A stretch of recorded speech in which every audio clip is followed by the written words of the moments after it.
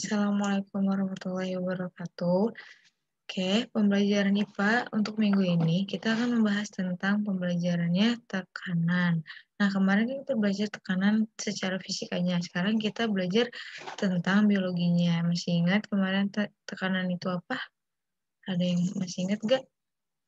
Nah, tekanan, sebelum kita masuk ke materi, tekanan itu apa? Hasil dari gaya dibagi dengan luas bidangnya. Jadi rumusnya adalah P sama dengan F per A. Ya. Barulah kita masuk ke materinya sekarang. Hubungan tekanan dengan transport molekul melalui membran sel. Yang pertama ada difusi, yang kedua ada osmosis, yang ketiga ada transport.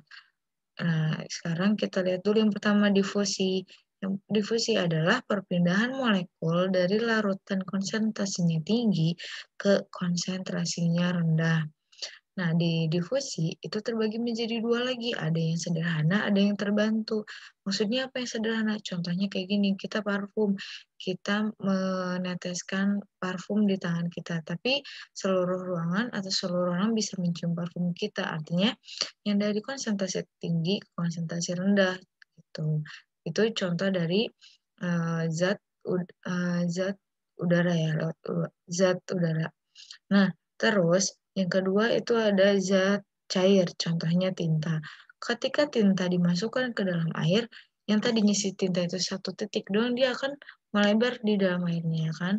Yang ketiga, contohnya gula dan garam. Ketika gula dan garam dilarutkan dengan air, dia akan apa? Apakah dia akan tetap menjadi gula bentuknya atau garam? Ya enggak, dia akan terlarut di dalam airnya. Nah, yang kedua ada difusi terbantu. Sebenarnya sama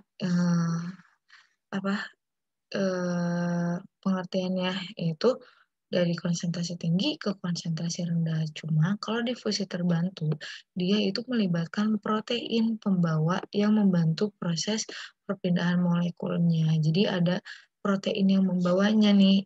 Jadi nggak cuma konsentrasi tinggi ke konsentrasi rendah, tapi dia dibantu oleh protein pembawa. Nah, sekarang yang kedua, tadi difusi yang pertama. Yang kedua ada osmosis. Osmosis apa? Perpindahan molekul dari larutan konsentrasinya rendah ke konsentrasinya tinggi. Contohnya gini, ada air 100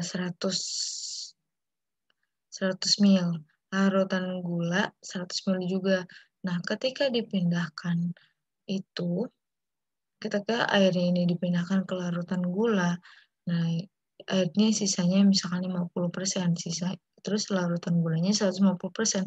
Nah, ini dalam proses perpindahan osmosis ini terjadi dibantu oleh molekul semi permeabel.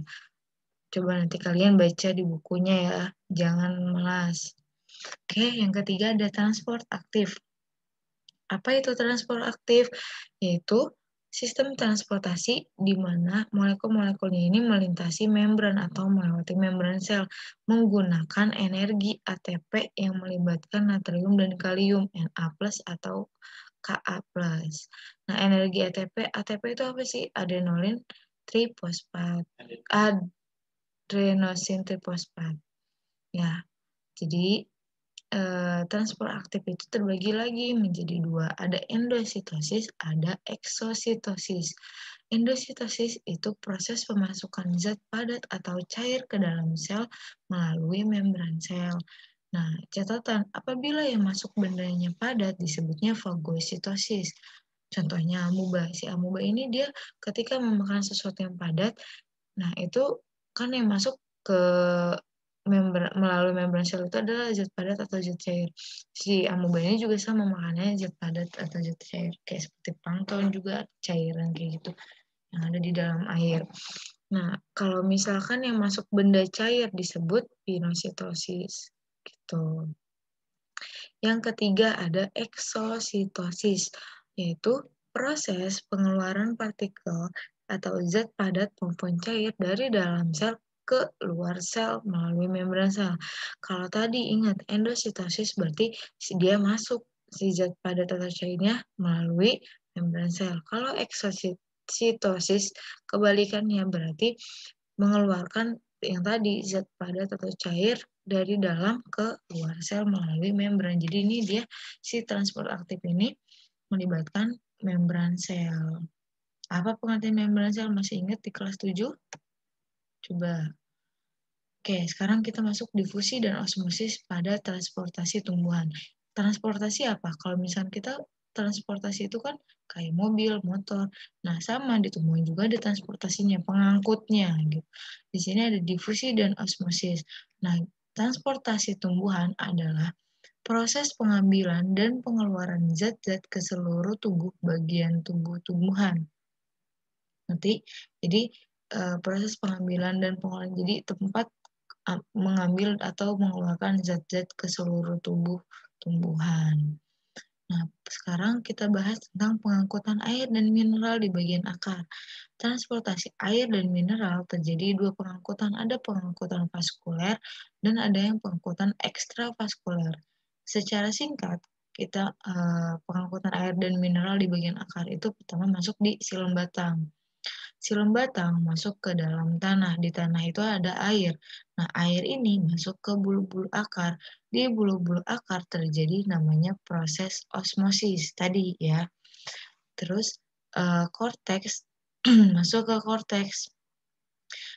Nah, di korteks kemudian dia menembus yang namanya endodermis, bagian dalam tubuh tumbuhan. Kemudian barulah dia masuk ke silem akar. Jadi silem batang, tanah, bulu-bulu akar, korteks, endodermis, silem akar. Jadi ingat, di bulu-bulu akar ini si air yang dari tanah melakukan proses osmosis gitu. Nah, sekarang ada pembuluh tumbuhan.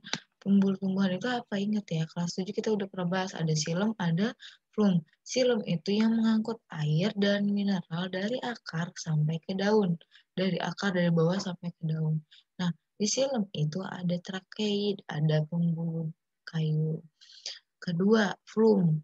Mengangkut hasil fotosintesis ke seluruh tubuh. Jadi, di daun udah terjadi fotosintesis nih. Hasil fotosintesisnya ini barulah disebarkan ke seluruh tubuh. Kalau silema dari bawah ke atas, kalau flum dari atas ke seluruh tubuh ke bawah. Kayak gitu. Nah, kira-kira bagaimana air bisa sampai ke daun dengan jarak 10 meter? Kalian silahkan jawab ini, kemudian kirim ke WhatsApp Ibu langsung ya. Oke, pembelajaran kali ini cukup sampai di sini. Insya Allah minggu depan kita akan melakukan ulangan harian. Terima kasih. Assalamualaikum warahmatullahi wabarakatuh.